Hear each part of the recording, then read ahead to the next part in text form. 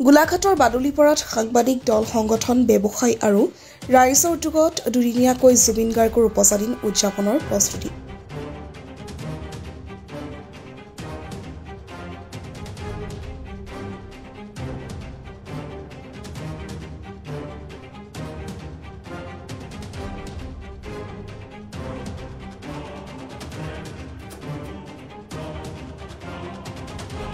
19 নৱেম্বৰত গুৱাহাটীৰ সাংবাদিক সমাজে প্ৰদৰ্শন কৰিব ভাওনা। মহাপুৰুষীয়া আৰ্হিৰ নাট গান্ধাৰীৰ অভিশাপ প্ৰদৰ্শন কৰিব সাংবাদিক সমাজে। জুবিন গাৰ্গৰ জন্মদিন উপলক্ষে শিল্পীজনৰ গীত কবিতাৰে শ্ৰদ্ধাঞ্জলিৰ আয়োজন। পুৱা 5 শতাধিক ভকতে কৰিব নাম প্ৰসংগ আৰু দিহানাম। নিশালৈ গুৱাহাটীৰ সাংবাদিক সমাজৰ ভাওনালৈ ৰাইজক আমন্ত্ৰণ জনাইছে উদ্যোক্তাই। গুৱাহাটীৰ সাংবাদিক সমাজক আদৰিবলৈ উৎসুক বাদুলিপাৰাবাসী।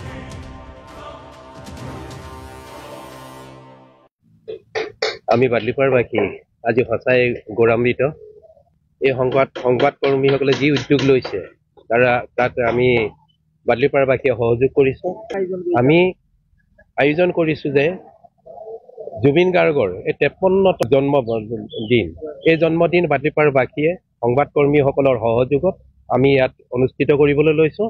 আৰু এই অনুষ্ঠান এনেধৰণে আমি আগবাঢ়িব বিচাৰিছোঁ যে আমি অহা জুবিন গাৰ্গৰ জন্মদিন পালন কৰিম। তাত গীত মাত, জুবিন গাৰ্গৰ গীত মাত আমাৰ থলুৱা যিসকল ছাত্ৰ ছাত্ৰী শিল্পীসকলে পৰিৱেশন কৰিব।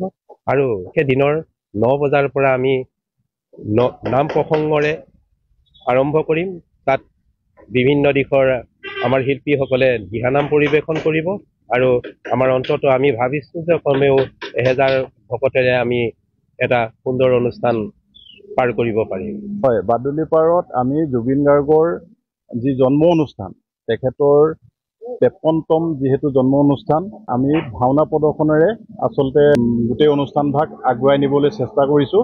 আৰু এই ভাওনা ভাগ কৰিব আমাৰ গুৱাহাটীৰ সংবাদকৰ্মীসকল। আমি আচলতে বিয়লি 3 বজাৰ পৰা তেখেতৰ গীত মাত পৰিৱেশনৰ কাৰণে আমি ঠিক কৰিছোঁ। তেখেতৰে গীত মাতৰ পৰা ধৰি দিহানামৰ পৰা ধৰি তেখেতৰ যিখিনি গীত মাত আমি পৰিৱেশন কৰিব। আমাৰ স্কুলৰ ছাত্ৰ ছাত্ৰীৰ পৰা ধৰি বিভিন্ন ৰাইজ দল সংগঠনে সকলোৱে আহি ইয়াত পৰিৱেশন কৰিবহি।